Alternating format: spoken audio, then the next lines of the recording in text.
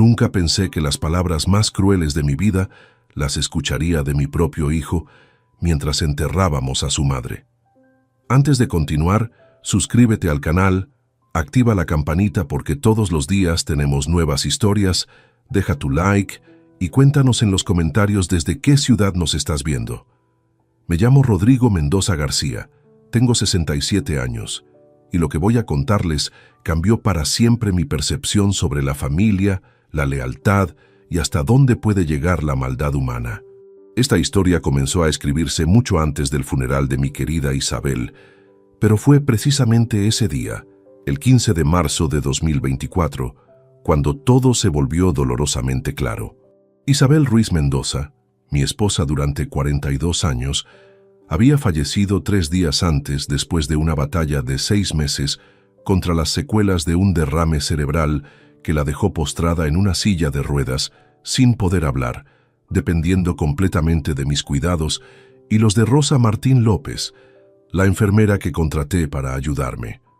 El funeral se celebró en la iglesia de San Miguel Arcángel, en el centro de Sevilla, la misma iglesia donde nos casamos en 1982.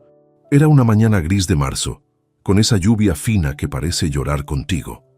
Habían llegado aproximadamente 150 personas, compañeros de trabajo de mis tiempos como director comercial de la empresa textil Martínez & Asociados, vecinos del barrio de Los Remedios donde vivíamos, algunos familiares lejanos y, por supuesto, nuestro hijo Adrián Mendoza Ruiz. Adrián tenía 35 años y, si soy honesto conmigo mismo, nunca había sido el hijo que Isabel y yo soñamos tener. Desde los 12 años había comenzado con problemas de drogas en el instituto, primero marihuana, después cocaína.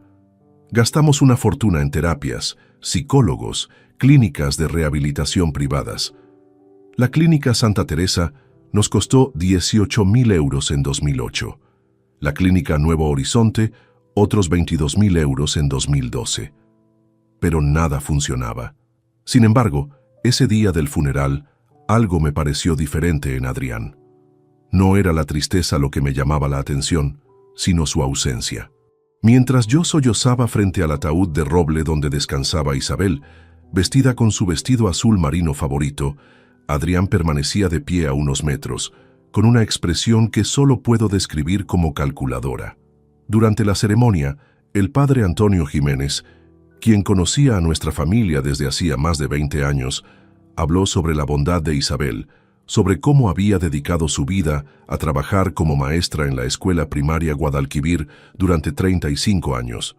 Recordó cómo ella siempre encontraba tiempo para hornear galletas para las festividades escolares, cómo organizaba las obras de teatro navideñas. Yo escuchaba cada palabra con el corazón destrozado, recordando a la mujer que había perdido no una vez, sino 2. Primero cuando el derrame cerebral se la llevó mentalmente en septiembre de 2023 y ahora definitivamente. Pero mientras mis lágrimas caían sin control, noté que Adrián consultaba su teléfono móvil, mandaba mensajes, incluso bostezó una vez. Su novia, Natalia Vega Santos, una mujer de 28 años con cabello rubio teñido, parecía más interesada en observar a los demás asistentes que en prestar respetos. Después de la misa, mientras cargábamos el ataúd hacia el coche fúnebre, Adrián se me acercó. Yo esperaba, quizás ingenuamente, alguna palabra de consuelo. En cambio, lo que recibí me heló la sangre. Se inclinó hacia mi oído y me susurró con una frialdad que jamás olvidaré. «Tú serás el próximo, viejo». Y entonces, para mi absoluto horror, se alejó riéndose. Me quedé paralizado, sosteniendo aún una de las asas del ataúd de mi esposa, mientras procesaba lo que acababa de escuchar. La sonrisa cruel en su rostro mientras se alejaba hacia donde estaba Natalia me confirmó que había escuchado correctamente. El resto de la ceremonia en el cementerio de San Fernando pasó como en un sueño. Recuerdo vagamente las palabras del padre Antonio, el sonido de la tierra cayendo sobre el ataúd, los abrazos de pésame. Pero mi mente seguía repitiendo una y otra vez esas 5 palabras. «Tú serás el próximo, viejo». Rosa, la enfermera que había cuidado a Isabel durante sus últimos meses, me apretó la mano y me dijo: «Don Rodrigo, doña Isabel fue una mujer muy especial, la voy a extrañar mucho». Esas palabras me conmovieron profundamente, porque Rosa había mostrado más afecto genuino por Isabel que mi propio hijo durante todo el día. Mientras caminaba hacia mi Volkswagen Passat gris, me sentía completamente perdido.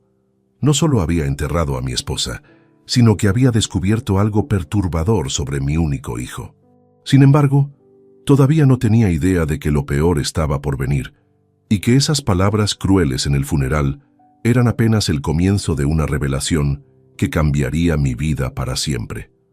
El funeral había terminado, pero mi verdadera prueba como padre y como hombre estaba a punto de comenzar.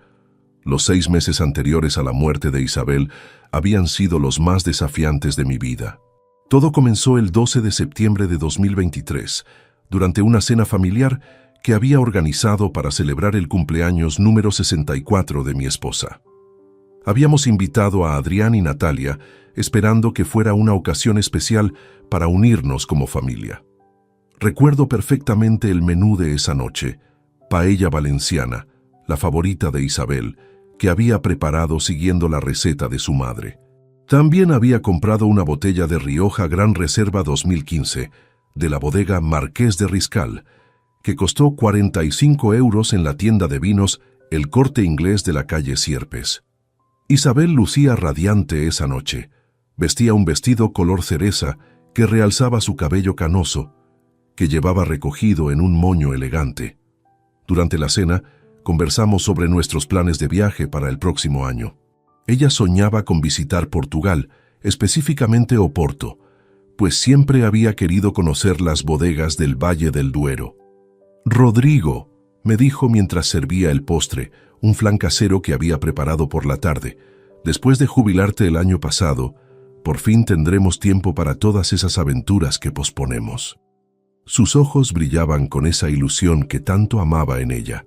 Adrián había llegado tarde, como siempre, cerca de las 9:30 de la noche, cuando ya habíamos comenzado el primer plato. Natalia lo acompañaba, luciendo un vestido negro ajustado y tacones altísimos que resonaban contra el suelo de mármol de nuestro comedor. Desde el momento en que entraron noté cierta tensión. Durante la cena, la conversación se volvió incómoda cuando Isabel mencionó que habíamos decidido donar 25,000 € a la Fundación Cáritas Sevilla para su programa de asistencia a familias necesitadas. ¿25,000 €? Preguntó Adrián, dejando bruscamente los cubiertos. ¿No crees que es una cantidad excesiva, papá? Tu madre y yo hemos sido bendecidos financieramente, le respondí con calma. Después de vender la empresa textil el año pasado, tenemos más de lo que necesitamos para vivir cómodamente. Natalia intervino con una sonrisa que no llegaba a sus ojos. Pero, don Rodrigo, uno nunca sabe qué gastos médicos pueden surgir en el futuro. A su edad, es importante mantener reservas. Isabel se molestó visiblemente. «¿A nuestra edad?», replicó con dignidad. «Tenemos 67 y 64 años, no somos inválidos». Fue justo después de pronunciar esas palabras cuando sucedió. Isabel se llevó la mano derecha a la sien, frunció el ceño como si sintiera un dolor repentino y murmuró: «Me siento extraña». Sus palabras se volvieron confusas. Su rostro se distorsionó del lado derecho, y antes de que pudiera reaccionar, se desplomó de la silla. Los siguientes minutos fueron caóticos. Llamé inmediatamente al 112, mientras Adrián se quedó paralizado, mirando a su madre en el suelo.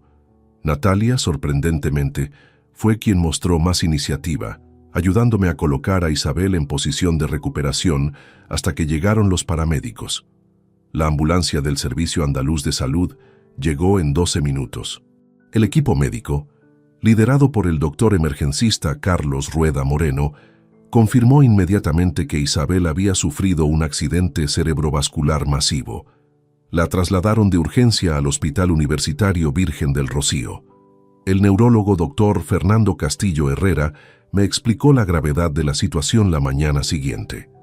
«Señor Mendoza», me dijo con profesionalidad compasiva, «su esposa ha sufrido un derrame cerebral extenso que afectó las áreas del lenguaje y la movilidad. Ha sobrevivido, pero las secuelas serán permanentes. Isabel permaneció en coma durante 5 días. Cuando finalmente despertó, la realidad se hizo evidente. Había perdido completamente la capacidad de hablar y tenía paralizada toda la parte izquierda del cuerpo. Los médicos me explicaron que necesitaría cuidados especializados las 24 horas del día. Después de 3 semanas de hospitalización, que costaron 400 euros en habitación privada y tratamientos especializados, trajimos a Isabel a casa. Contraté inmediatamente a Rosa Martín López, una enfermera certificada con 15 años de experiencia en cuidados neurológicos. Su salario era de 2.200 euros mensuales, además de los 800 euros adicionales por trabajar fines de semana. Tuvimos que adaptar completamente la casa. Instalé una silla salvaescaleras que costó 200 euros, convertí el estudio del primer piso en dormitorio para Isabel y compré una cama hospitalaria eléctrica por 1.800 euros. Los gastos en medicamentos especializados alcanzaban los 400 euros mensuales, anticoagulantes, medicamentos para la presión arterial y suplementos nutricionales. Desde el principio, Adrián mostró una actitud que me resulta dolorosa recordar. Durante las primeras semanas después del derrame, apenas nos visitó. Cuando finalmente venía, sus comentarios eran siempre sobre los costes del cuidado. «Papá», me dijo un día de octubre, mientras observaba a Rosa alimentando pacientemente a Isabel, «¿realmente necesitas tanta asistencia profesional? Hay residencias especializadas que podrían ser más económicas. Tu madre no va a ninguna residencia», le respondí firmemente. «Después de 42 años de matrimonio, la voy a cuidar aquí, en su hogar». «Pero los costes se están acumulando», insistió. «Entre la enfermera, los medicamentos, las terapias, estás gastando más de 4.000 euros al mes». Era cierto que los gastos eran considerables, pero teníamos recursos suficientes. La venta de mi empresa textil en enero de 2023 nos había proporcionado 850.000 euros, además de nuestros ahorros de toda la vida. Podíamos permitirnos brindarle a Isabel el mejor cuidado posible. Los comentarios de Adrián se volvieron más frecuentes y más directos. En noviembre me llevó aparte y me dijo con una frialdad que me sorprendió: «Papá, sé realista. Mamá ya no es la misma persona. Está sufriendo, tú estás sufriendo y el dinero se está esfumando. Quizás sería más humano considerar otras opciones». «¿Qué tipo de opciones?», pregunté, aunque temía la respuesta. «Opciones que le permitan descansar en paz», respondió, evitando mi mirada. Los últimos 3 meses fueron especialmente difíciles. A pesar de todos nuestros esfuerzos, Isabel comenzó a deteriorarse. Los medicamentos parecían menos efectivos, sufría episodios de fiebre inexplicable y su apetito disminuyó drásticamente. Rosa estaba preocupada y sugirió consultar con el cardiólogo Dr. Luis Moreno Aguilar. Durante esos últimos meses, Adrián aumentó sus visitas, pero no por amor filial. Venía con Natalia y ambos hacían comentarios sobre los gastos innecesarios y la calidad de vida de Isabel. Una tarde de febrero, escuché a Natalia preguntarle a Rosa si realmente todos esos medicamentos eran necesarios. El 12 de marzo de 2024, Isabel sufrió el infarto masivo que acabó con su vida. Llegó de manera repentina, mientras Rosa la ayudaba con el almuerzo. Los paramédicos intentaron reanimarla durante 40 minutos, pero fue inútil. Mi querida esposa murió a las 14:35 horas de esa tarde. Ahora, recordando ese periodo doloroso después del funeral, comenzaba a tener sospechas terribles sobre los comentarios de Adrián, sobre su insistencia en los gastos, sobre sus sugerencias de dejar descansar a su madre. Pero aún no sabía hasta qué punto mis sospechas serían confirmadas de la manera más brutal posible. 3 días después del fallecimiento de Isabel, mientras organizaba los últimos detalles del sepelio, no podía quitarme de la mente sus últimas semanas de vida. Había algo que no encajaba, pero mi dolor era tan profundo que no lograba procesar completamente mis inquietudes. El funeral se acercaba y yo apenas había dormido, sumergido en recuerdos y en una tristeza que parecía consumirme desde adentro. La mañana del 15 de marzo amaneció gris y húmeda, como si el cielo compartiera mi duelo. Me levanté a las 6 de la mañana, incapaz de permanecer más tiempo en la cama que había compartido con Isabel durante tantos años. Preparé café en la cocina, el mismo café colombiano que ella compraba en la tienda gourmet de la calle Betis, y por un momento olvidé que ya no tendría que servir 2 tazas nunca más. Adrián había llegado la noche anterior con Natalia, supuestamente para ayudarme con los preparativos, aunque su ayuda se limitó a criticar los gastos del funeral. ¿Realmente necesitas el ataúd de roble macizo?, me había preguntado al revisar la factura de la funeraria Tanatorio San Bernardo. Cuesta 200 euros, papá. Hay opciones más razonables. Le expliqué que Isabel merecía lo mejor, que habíamos ahorrado toda la vida precisamente para momentos como estos, pero Adrián insistía en hablar de dinero, como si el costo fuera más importante que despedir dignamente a su madre. Durante el trayecto al tanatorio en mi Volkswagen, Adrián y Natalia viajaron en silencio en el asiento trasero. Ocasionalmente escuchaba murmullos entre ellos, pero atribuí sus susurros a la solemnidad del momento. Ahora me doy cuenta de que probablemente estaban finalizando detalles de algo mucho más siniestro. El funeral se desarrolló según lo planeado. Familiares, amigos y conocidos llenaron la capilla del tanatorio. Carmen Jiménez, la antigua directora de la escuela donde Isabel enseñó durante décadas, pronunció unas palabras hermosas sobre la dedicación de mi esposa hacia sus alumnos. Isabel Ruiz, dijo con la voz quebrada por la emoción, fue una maestra que marcó la diferencia en cientos de vidas infantiles. Durante toda la ceremonia observé a Adrián con discreción. Su comportamiento me resultaba extraño. Miraba constantemente su reloj. Intercambiaba miradas significativas con Natalia, y en varias ocasiones lo vi sonreír de manera inapropiada mientras otros lloraban. Cuando Rosa se acercó a darme el pésame y me contó con lágrimas en los ojos cuánto había querido a Isabel, noté que Adrián puso los ojos en blanco. Después de la ceremonia religiosa, mientras transportábamos el féretro hacia el cementerio, sucedió el momento que cambiaría todo. Adrián se acercó a mí y con una sonrisa que helaba la sangre me susurró: «Tú serás el próximo, viejo». Su risa posterior resonó en mis oídos como una amenaza directa. En el cementerio de San Fernando, durante el sepelio, traté de procesar lo que había escuchado. ¿Había sido una broma de mal gusto? Pero su expresión durante toda la jornada contradecía cualquier explicación inocente. Parecía expectante, como si esperara que algo más sucediera pronto. Después de echar el último puñado de tierra sobre el ataúd de Isabel, la gente comenzó a despedirse. Algunos familiares lejanos me invitaron a almorzar, pero yo solo quería regresar a casa y procesar mi duelo en soledad. Sin embargo, antes de irme, necesitaba usar el baño del cementerio. Los servicios se encontraban en un edificio pequeño cerca de la entrada principal. Mientras caminaba por el pasillo de mármol hacia los aseos, escuché voces familiares que provenían del área de descanso contigua. Reconocí inmediatamente la voz de Adrián y me detuve instintivamente. «Ya está hecho», decía Adrián con un tono que jamás le había escuchado, frío y calculador. «Ahora solo falta el viejo». «¿Estás seguro de que nadie sospecha nada sobre Isabel?», preguntaba Natalia con voz nerviosa. «Por favor», respondió Adrián con desprecio. «Todos creen que murió por complicaciones del derrame. Nadie va a cuestionar un infarto en una mujer de 64 años con antecedentes neurológicos». Mi corazón comenzó a latir tan fuerte que temí que pudieran escucharlo. Me pegué contra la pared del corredor, tratando de volverme invisible mientras continuaba escuchando.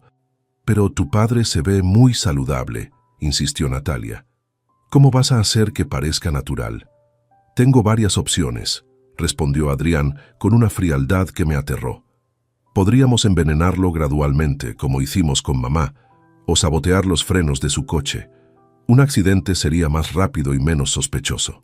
La palabra envenenarlo me golpeó como un rayo. ¿Habían envenenado a Isabel? Mi esposa no había muerto por causas naturales, sino asesinada por nuestro propio hijo. ¿Cuánto crees que herede?, preguntó Natalia. Según mis cálculos, Alrededor de 1.200.000 euros entre ahorros, la casa y las inversiones, respondió Adrián. Suficiente para irnos a vivir a Costa Rica como siempre soñamos. Allí nadie nos va a hacer preguntas, y con ese dinero podemos vivir como reyes durante décadas. ¿Y si sospecha algo? Es un hombre mayor, cansado, en duelo. Adrián se rió con crueldad. Está completamente indefenso. Además, ¿quién va a creer que su propio hijo lo quiere muerto?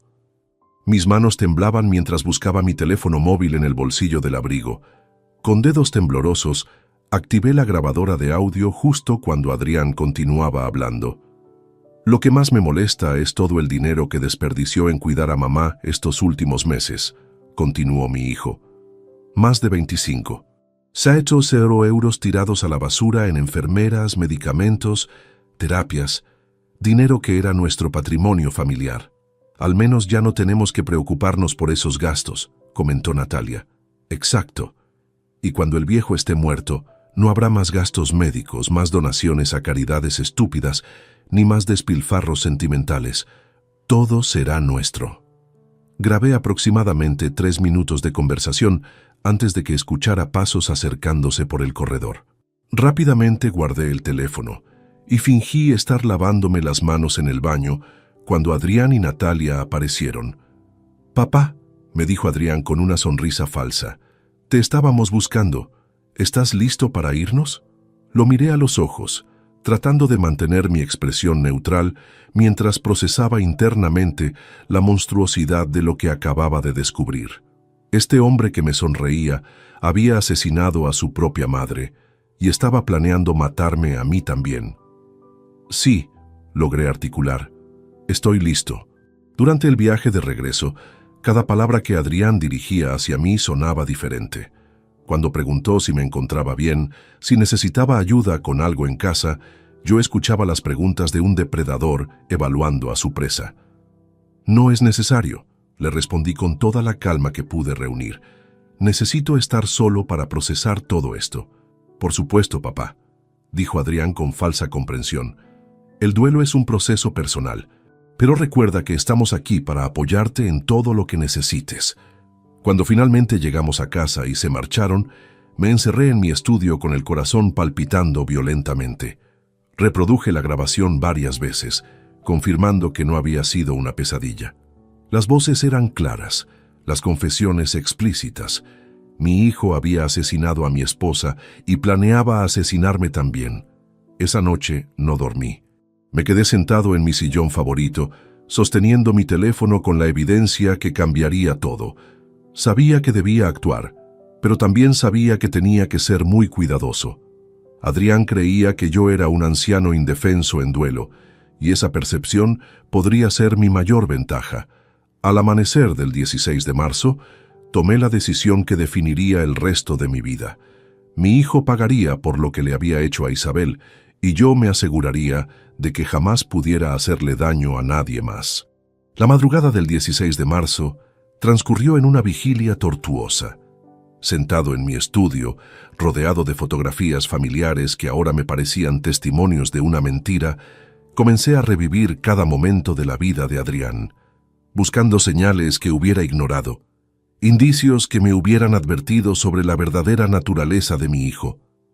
Recordé vívidamente el día en que nació, el 8 de abril de 1988. Isabel había tenido un parto complicado en el Hospital Universitario Virgen Macarena, y cuando finalmente pudimos sostenerlo, parecía un bebé perfecto. Pesaba 3.2 kilogramos, tenía el cabello oscuro como el mío y los ojos verdes de su madre. «Será un niño especial», había murmurado Isabel, exhausta pero radiante. Los primeros años fueron normales, incluso prometedores. Adrián aprendió a caminar a los 11 meses, pronunció sus primeras palabras a los 13. Era inteligente, curioso, le gustaba desarmar juguetes para ver cómo funcionaban. Recuerdo que su juguete favorito era un set de construcción Lego que le regalé para su 5º cumpleaños. Costó 89 euros en la juguetería El Corte Inglés. Sin embargo, los problemas comenzaron temprano. A los 6 años, su profesora en el Colegio San Patricio, la señorita Elena Vázquez Morales, Nos citó porque Adrián había lastimado intencionalmente a un compañero durante el recreo. No fue un accidente, nos explicó la maestra con preocupación evidente. Adrián le torció el brazo a Javier Ruiz Campos deliberadamente, y cuando le pregunté por qué lo había hecho, me respondió que quería ver si podía hacerlo llorar. Isabel y yo pensamos que era una fase normal de la infancia. Hablamos con Adrián, le explicamos que lastimar a otros estaba mal, y él nos prometió con lágrimas en los ojos que nunca volvería a hacerlo. Creímos que el problema estaba resuelto.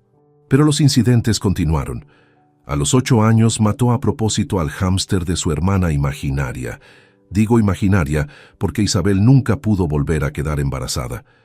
Encontramos al pequeño animal ahogado en un vaso de agua en su habitación.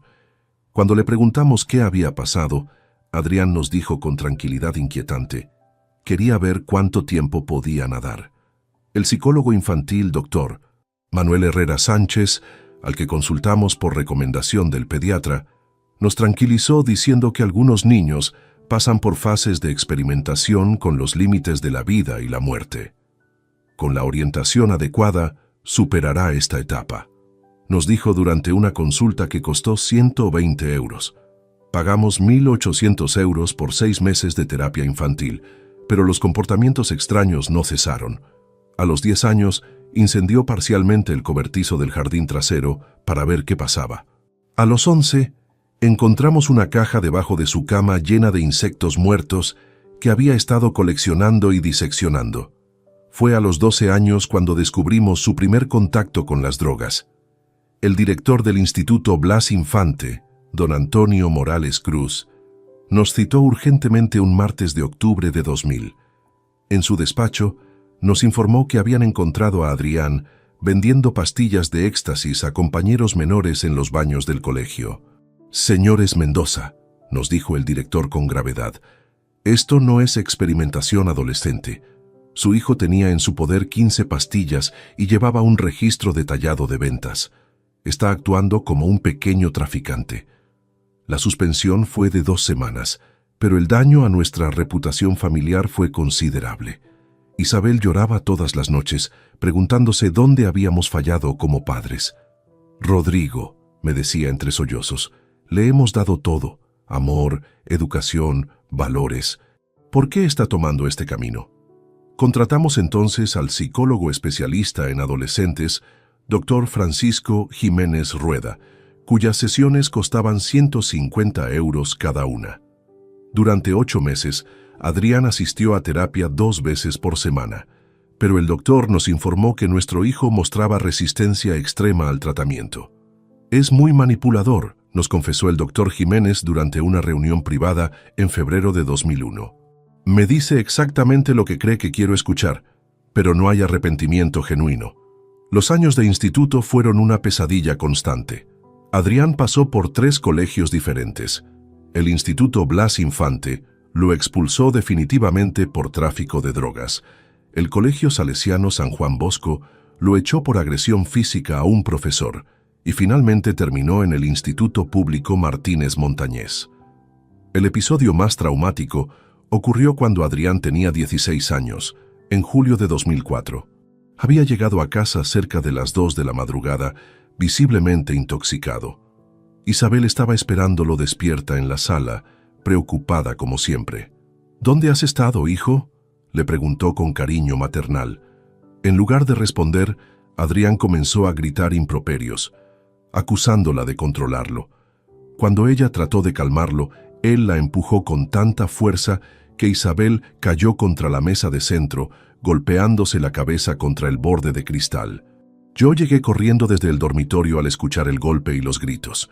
Encontré a Isabel en el suelo, con una herida en la frente que sangraba abundantemente, mientras Adrián permanecía de pie, mirándola sin mostrar ningún remordimiento. «¿Qué le has hecho a tu madre?», le grité arrodillándome junto a Isabel. «Se cayó sola», respondió Adrián con frialdad. «No es mi problema que sea tan torpe». En ese momento, algo se rompió dentro de mí. Me levanté y enfrenté a mi propio hijo, pero él me golpeó en el estómago con un puñetazo que me dejó sin aliento. «No vuelvas a gritarme, viejo», me dijo mientras me doblaba del dolor. Ya no soy un niño al que puedas intimidar. Llevamos a Isabel al hospital, donde le dieron 8 puntos de sutura. Le dijimos al médico de urgencias que había sido un accidente doméstico, demasiado avergonzados para admitir que nuestro propio hijo había agredido a su madre. A los 20 años, en 2008, Adrián cometió lo que consideré la traición más dolorosa hasta ese momento. Isabel había heredado de su madre una colección de joyas familiares, incluyendo unos pendientes de perlas cultivadas, un collar de oro blanco con diamantes que le regalé por nuestro 20º aniversario y un reloj Cartier que había sido de su padre. Una mañana de marzo, Isabel descubrió que su joyero había sido vaciado completamente. Faltaban joyas por un valor aproximado de 15.000 euros. Cuando confrontamos a Adrián, encontramos los recibos de la casa de empeños Oro y Plata en la calle Feria, donde había vendido todas las piezas por apenas 4.200 euros. Necesitaba el dinero para pagar deudas, nos confesó sin mostrar remordimiento. ¿Qué tipo de deudas?, pregunté. Deudas de juego y otras cosas, respondió evasivamente. Más tarde descubrimos por nuestro vecino Emilio Santos Márquez, que trabajaba en la Policía Nacional, que Adrián debía dinero a traficantes de cocaína del barrio de Polígono Sur. Don Rodrigo, me dijo discretamente, he visto a su hijo con gente muy peligrosa. A pesar de todo, Isabel nunca perdió la esperanza. Gastamos una fortuna en tratamientos de rehabilitación. La clínica de desintoxicación Santa Teresa nos costó 18.000 euros en 2008. Adrián salió aparentemente limpio, pero 3 semanas después lo encontramos consumiendo nuevamente. En 2012, pagamos otros 22.000 euros por el programa de rehabilitación de la Clínica Nuevo Horizonte en Málaga. Adrián permaneció 6 meses internado. Cuando regresó parecía genuinamente arrepentido. «Mamá, papá», nos dijo con lágrimas, «esta vez va a ser diferente». Durante casi un año creímos que había cambiado realmente. Consiguió trabajo como vendedor en una tienda de electrodomésticos, mantenía horarios regulares, incluso había comenzado una relación con una chica que parecía ejercer buena influencia. Pero en diciembre de 2013, la máscara volvió a caer. Una noche, Isabel lo descubrió robando dinero de mi billetera mientras yo dormía. Había tomado 800 euros que tenía guardados para gastos navideños. Esa fue la gota que colmó el vaso. Le dije que ya no era bienvenido en nuestra casa hasta que demostrara con hechos, no con palabras, que había cambiado realmente. Ahora, sentado en mi estudio a las 5 de la madrugada, recordando estos episodios dolorosos, me daba cuenta de que todas las señales habían estado ahí desde el principio. Adrián nunca había mostrado remordimiento genuino, nunca había demostrado amor real hacia nosotros. Isabel y yo habíamos sido para él únicamente una fuente de recursos económicos. La grabación que tenía en mi teléfono confirmaba lo que mi corazón había temido durante décadas. Había criado a un depredador que había asesinado a su propia madre y ahora planeaba asesinarme a mí también. Pero esta vez, a diferencia de todas las anteriores, yo estaba preparado para enfrentarlo. El amanecer del 16 de marzo llegó con una claridad mental que no había experimentado desde la muerte de Isabel. Después de horas de insomnio, analizando cada detalle de la grabación y revisando los recuerdos dolorosos de la vida de Adrián, había tomado una decisión irrevocable. No sería una víctima pasiva de los planes asesinos de mi hijo. A las 8 de la mañana en punto, marqué el número del despacho jurídico de Miguel Torres Blanco, mi abogado de confianza durante los últimos 20 años. Miguel había llevado todos los asuntos legales importantes de mi vida. La constitución de mi empresa textil en 1995, la compra de nuestra casa en Los Remedios en 1998 y más recientemente la venta del negocio en enero de 2023. «Buenos días, bufete Torres Blanco», respondió la secretaria Cristina Moreno Ruiz con su voz profesional habitual. «Buenos días, Cristina. Soy Rodrigo Mendoza García. Necesito hablar urgentemente con don Miguel. Es un asunto de extrema gravedad». «Don Rodrigo», su tono cambió inmediatamente a uno de condolencia. «Reciba mis más sentidas condolencias por el fallecimiento de doña Isabel. Don Miguel me comentó sobre el funeral. Gracias, Cristina. ¿Podría verlo esta mañana? Es realmente urgente. Hubo una pausa mientras consultaba la agenda. Don Miguel tiene una reunión a las 10, pero puedo reorganizar su horario. ¿Le viene bien a las 9:30? Perfecto, estaré allí. El despacho de Miguel se ubicaba en un edificio señorial del siglo XIX, en la calle Sierpes, en pleno centro histórico de Sevilla. Había alquilado esas oficinas en 2010, después de que su práctica legal creciera considerablemente. El alquiler mensual era de 2.800 euros, pero la ubicación prestigiosa valía cada céntimo. Llegué con 15 minutos de antelación, necesitando caminar por las calles empedradas para calmar mis nervios. El peso del teléfono móvil en mi bolsillo se sentía como una bomba de tiempo.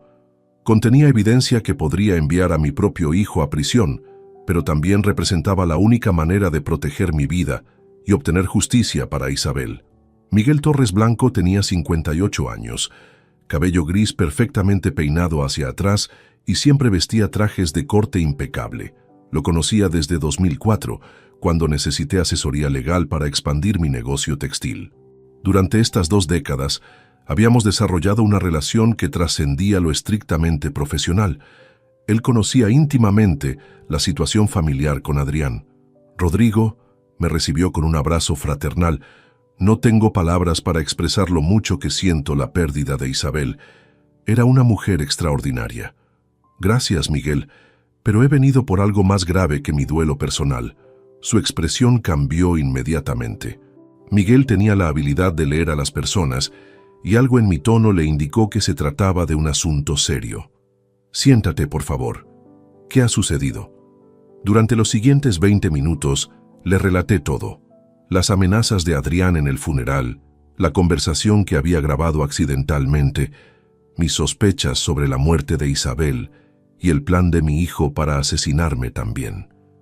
Miguel escuchó sin interrumpir, pero vi cómo su expresión se endurecía gradualmente. ¿Tienes la grabación contigo?, preguntó cuando terminé mi relato. Saqué mi teléfono móvil, un Samsung Galaxy que había comprado el año anterior, y reproduje el audio. La voz fría de Adrián llenó la oficina. Ya está hecho, ahora solo falta el viejo.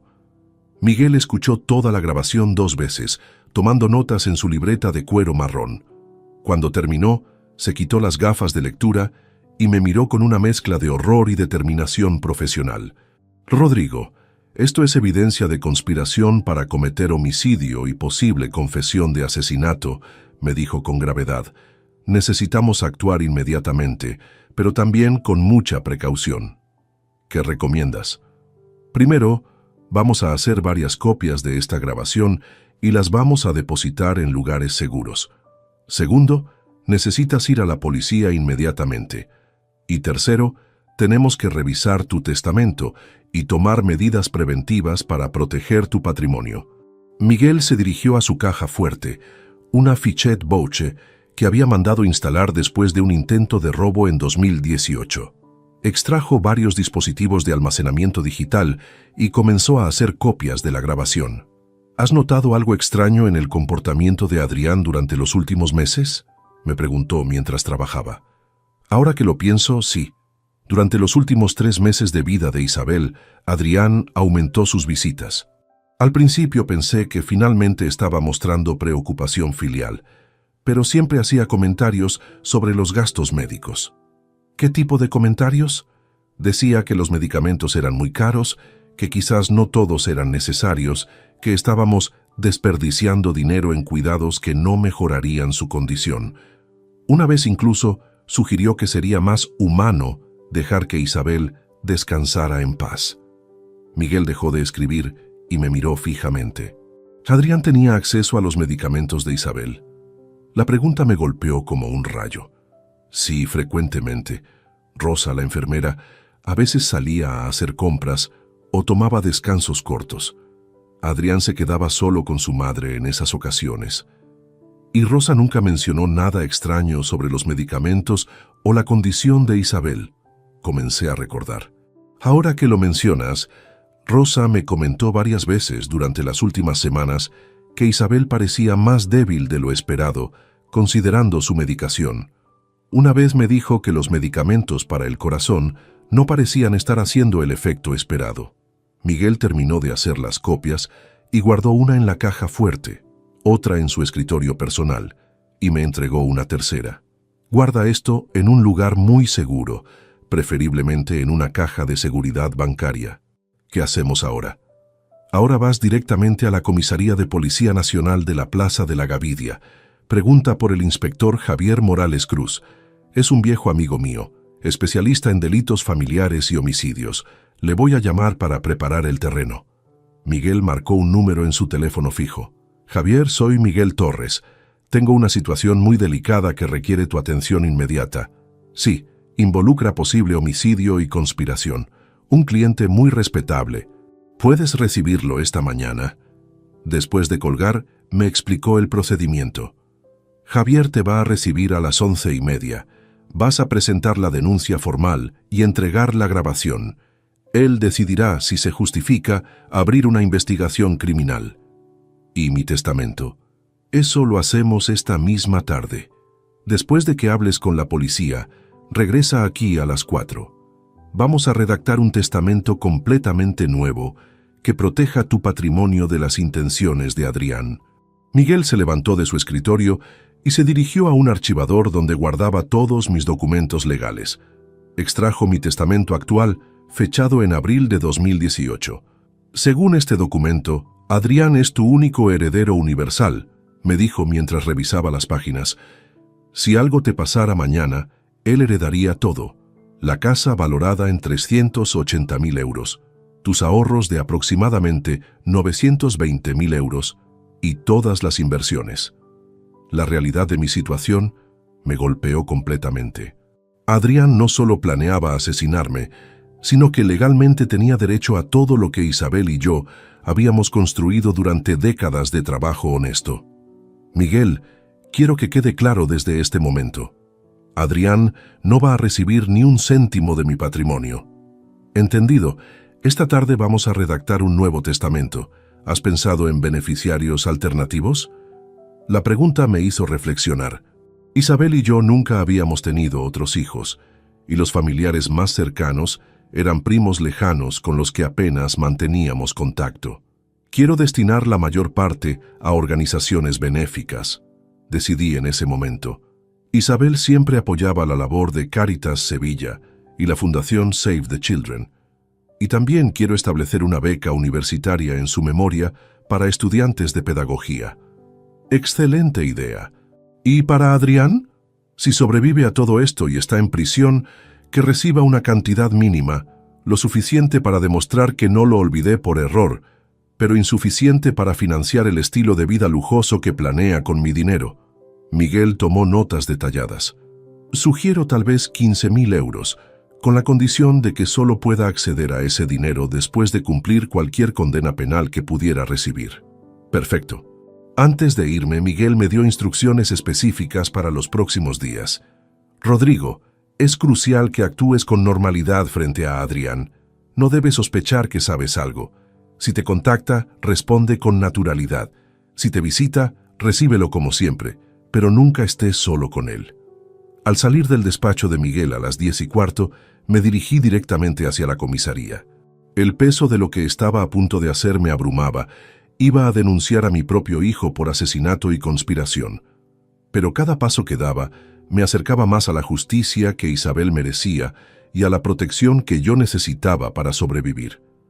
La mañana sevillana se había vuelto soleada, contrastando dramáticamente con la oscuridad de los crímenes que estaba a punto de denunciar.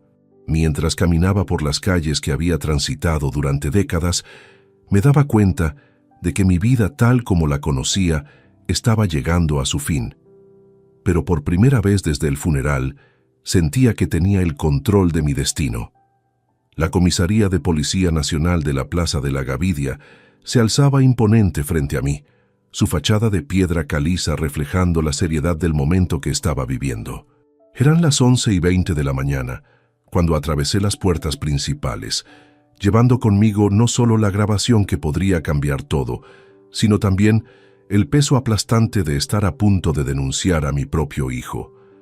El inspector Javier Morales Cruz Me recibió en su despacho del segundo piso. Una oficina austera pero funcional, decorada únicamente con diplomas policiales y fotografías oficiales. Morales tenía aproximadamente 50 años, complexión robusta, bigote gris meticulosamente recortado y esa mirada penetrante que caracteriza a los investigadores experimentados. «Señor Mendoza», me saludó con un apretón de manos firme. «Miguel Torres me ha adelantado algunos detalles de su situación. Por favor, siéntese y cuénteme todo desde el principio». Durante la siguiente hora, relaté minuciosamente los eventos del funeral, la conversación grabada, mis sospechas sobre la muerte de Isabel y los antecedentes problemáticos de Adrián. El inspector escuchaba con atención profesional, interrumpiendo ocasionalmente para aclarar fechas específicas o detalles técnicos. ¿Conserva usted las facturas médicas y farmacéuticas de los últimos meses de su esposa?, preguntó, mientras tomaba notas en una carpeta azul. Sí, lo guardo todo meticulosamente. Isabel recibía múltiples medicamentos: Sintrom para anticoagulación, Enalapril para la presión arterial, Digoxina para el ritmo cardíaco y varios suplementos nutricionales prescritos por el neurólogo. ¿Quién tenía acceso físico a estos medicamentos? Principalmente yo, Rosa, la enfermera, y ocasionalmente Adrián cuando se quedaba solo con su madre durante los descansos de Rosa.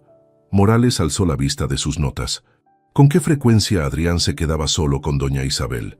Comencé a recordar con precisión. Durante los últimos 3 meses, aumentó considerablemente sus visitas.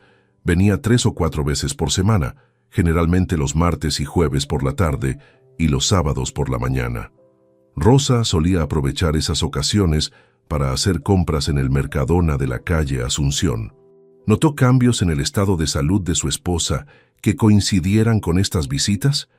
La pregunta me obligó a analizar retrospectivamente esos meses dolorosos. Ahora que lo pienso, sí. Después de las visitas de Adrián, Isabel parecía más somnolienta de lo habitual. Rosa me comentó varias veces que los niveles de medicación no parecían corresponder con las reacciones que observaba. El inspector se inclinó hacia adelante. ¿Puede ser más específico sobre esos comentarios de la enfermera? Rosa me dijo textualmente: «Don Rodrigo, es extraño. Doña Isabel está tomando la dosis correcta de digoxina, pero su ritmo cardíaco se comporta como si estuviera recibiendo una cantidad mayor». También mencionó que los periodos de sueño profundo de Isabel se habían intensificado notablemente. Morales hizo una anotación importante. «Vamos a necesitar hablar con esta enfermera inmediatamente. ¿Tiene sus datos de contacto?». Le proporcioné el número de teléfono y la dirección de Rosa. El inspector llamó inmediatamente a uno de sus subordinados. «Agente Ruiz, necesito que localice urgentemente a la señora Rosa Martín López para una entrevista prioritaria». «Sí, relacionada con el caso Mendoza que acabamos de abrir». Después de colgar, Morales se dirigió hacia un archivador metálico y extrajo varios formularios oficiales. «Señor Mendoza, voy a tomarle declaración formal y necesitaremos que firme la denuncia oficial. También vamos a solicitar inmediatamente la exhumación del cuerpo de su esposa para realizar un examen toxicológico completo». La palabra exhumación me golpeó emocionalmente. Significaba perturbar el descanso de Isabel, pero también representaba la única manera de demostrar que había sido asesinada. ¿Cuánto tiempo llevará ese proceso?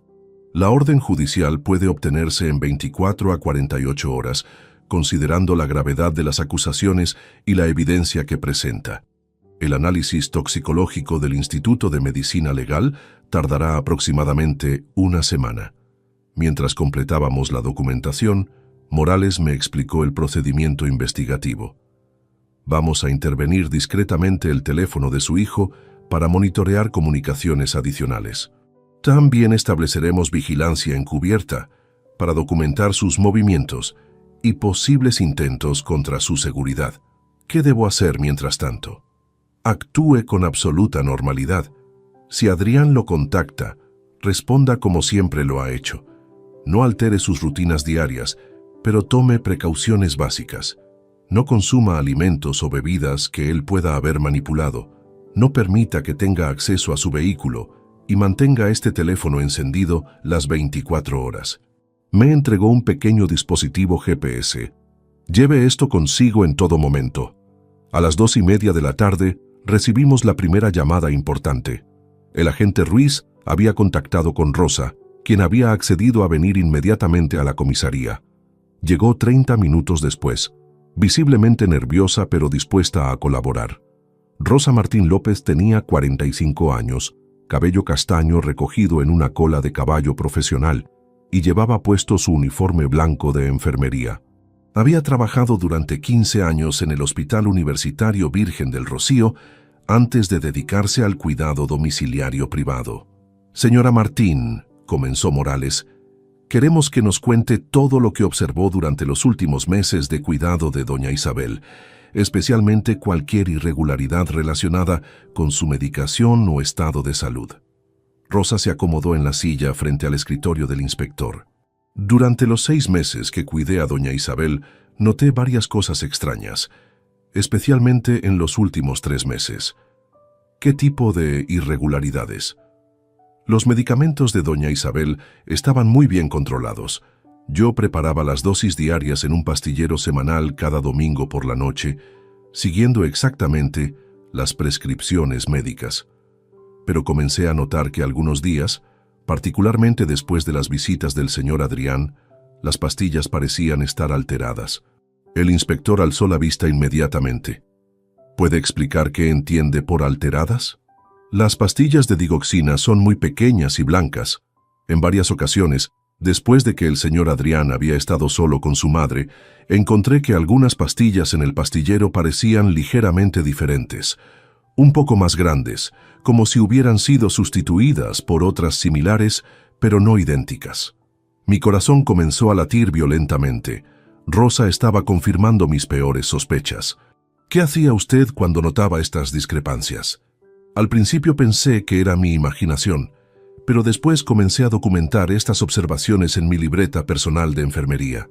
Rosa extrajo de su bolso una pequeña libreta azul. Aquí tengo anotadas todas las fechas cuando noté irregularidades. Morales extendió la mano. ¿Podríamos revisar esas anotaciones? Rosa abrió la libreta y comenzó a leer. 13 de enero. Pastillas de digoxina parecen diferentes después de la visita de AM. 18 de enero. Doña Isabel extremadamente somnolienta, más de lo normal para su medicación. 25 de enero. Nuevamente pastillas alteradas post-visita AM. ¿Quién es AM?, preguntó el inspector. Adrián Mendoza, el hijo. Yo uso iniciales en mis notas por confidencialidad. Rosa continuó leyendo fechas que correspondían exactamente con las visitas de Adrián. En total, había documentado 12 ocasiones durante 3 meses donde notó irregularidades coincidiendo con la presencia de mi hijo. ¿Alguna vez comentó estas observaciones con el señor Rodrigo Mendoza? Sí, varias veces. Le dije que la reacción de doña Isabel a los medicamentos no era consistente con las dosis prescritas. También le mencioné que su esposa parecía estar recibiendo cantidades más altas de sedantes de las que correspondían. Morales tomó notas exhaustivas. ¿El señor Adrián mostraba interés particular en los medicamentos de su madre? Demasiado interés, respondió Rosa con firmeza. Frecuentemente me preguntaba sobre dosificaciones, horarios de administración y efectos secundarios. Una vez lo encontré en el baño donde guardábamos los medicamentos, revisando los frascos. ¿Cuándo fue eso? Rosa consultó su libreta. El 8 de febrero. Lo anoté porque me pareció muy extraño.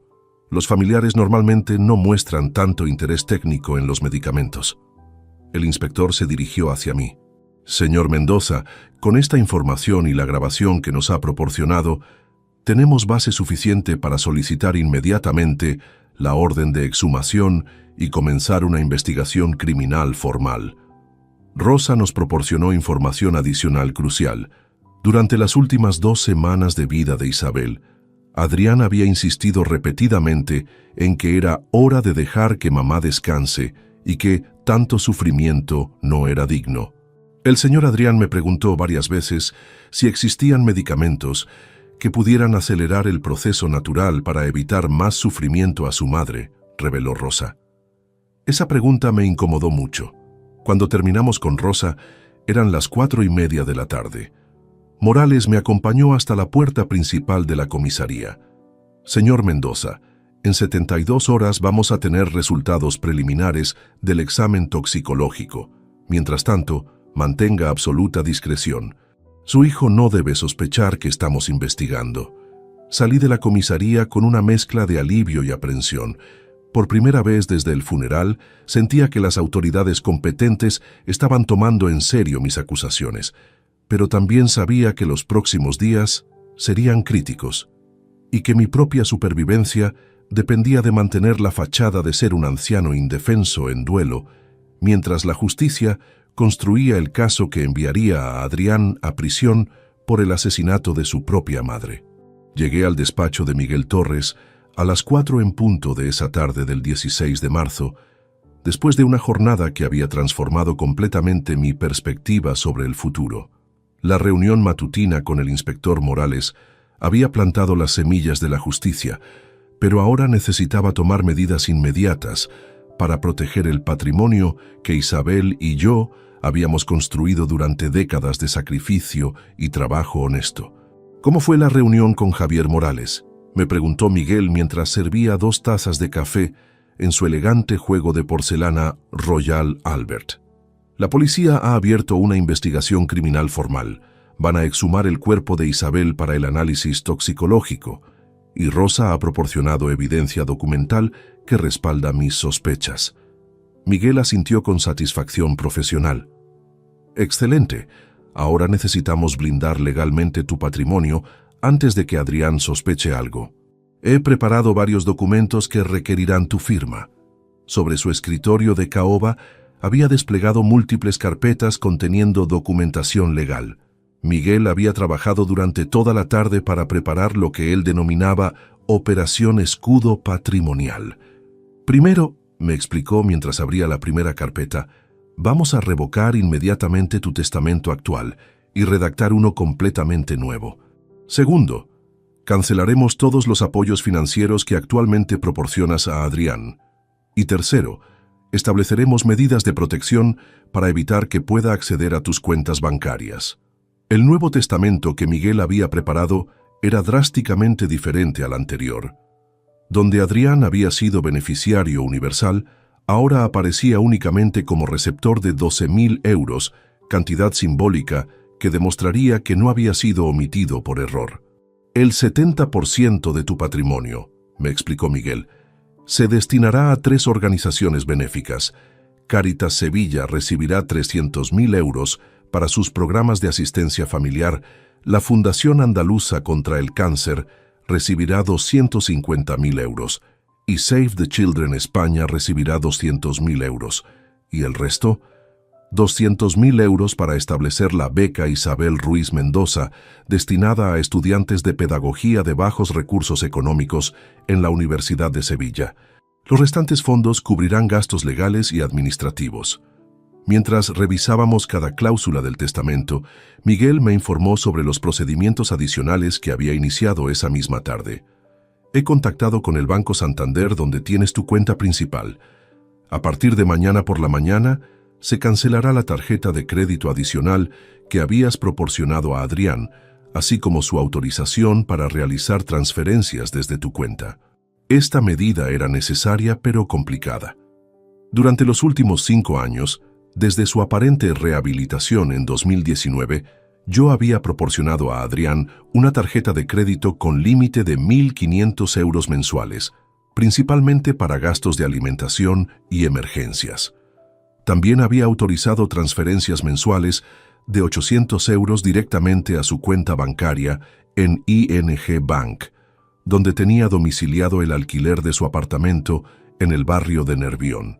¿Cómo vamos a justificar estos cambios si Adrián pregunta? Miguel había anticipado esta preocupación. Le diremos que, debido a los gastos del funeral y el período de duelo, necesitas reevaluar tus finanzas personales. Es una explicación creíble que no despertará sospechas inmediatas. También habíamos coordinado con la inmobiliaria Sevilla Sur, empresa que administraba el apartamento donde vivía Adrián. Miguel había redactado una carta oficial notificando que, A partir del próximo mes, yo ya no me haría responsable del alquiler mensual de 950 euros. ¿Y si no puede pagar el alquiler por sí mismo? Eso será problema suyo, respondió Miguel con firmeza. Un hombre de 35 años debería ser capaz de mantenerse económicamente. Además, considerando lo que planea hacerte, creo que la independencia financiera forzada es lo mínimo que merece. Durante las siguientes 2 horas, firmé docenas de documentos: revocación del testamento anterior, nuevo testamento, cancelaciones bancarias, modificaciones en pólizas de seguro y cambios en la titularidad de ciertas inversiones. Miguel había sido meticulosamente exhaustivo. También he preparado esta carta, me dijo entregándome un sobre lacrado. Contiene instrucciones detalladas para ser ejecutadas en caso de que algo te suceda antes de que se resuelva la situación con Adrián. He enviado copias a 3 notarías diferentes de Sevilla. El contenido de esa carta incluía no solo las disposiciones testamentarias, sino también la ubicación de todas las evidencias contra Adrián, incluyendo copias de la grabación incriminatoria y los datos de contacto del inspector Morales. Una pregunta importante, Rodrigo. ¿Adrián conoce el monto aproximado de tu patrimonio? La pregunta me hizo reflexionar sobre conversaciones pasadas.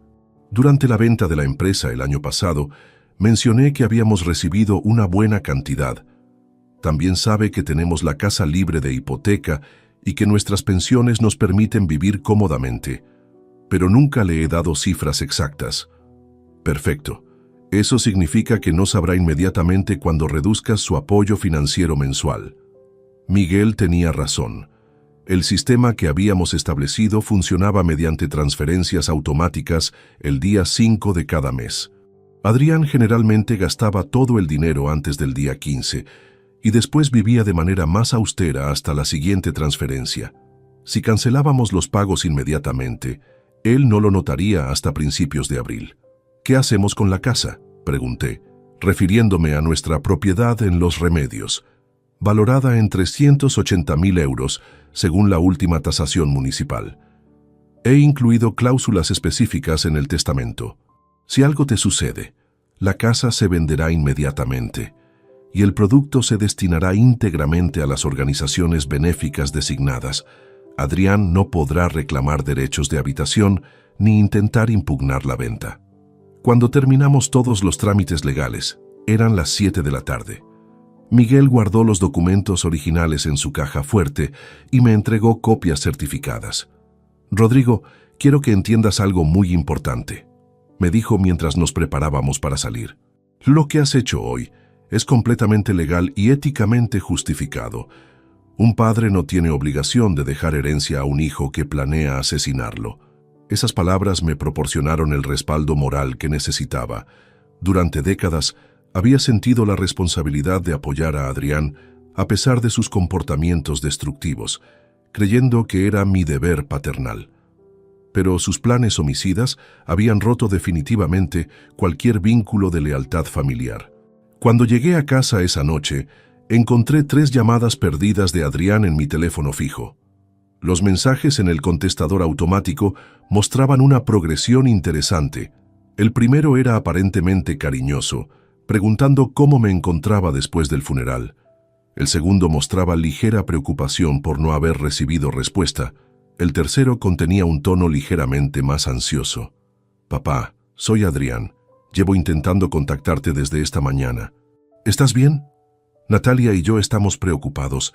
Por favor, llámame cuando recibas este mensaje. La ironía de su preocupación me resultaba casi cómica, considerando que sabía exactamente lo que planeaba hacerme. Decidí no devolver las llamadas inmediatamente, permitiendo que la ansiedad creciera un poco más. Al día siguiente, 17 de marzo, Adrián apareció directamente en casa sin previo aviso. Llegó cerca del mediodía, usando las llaves que Isabel le había dado años atrás durante una emergencia familiar.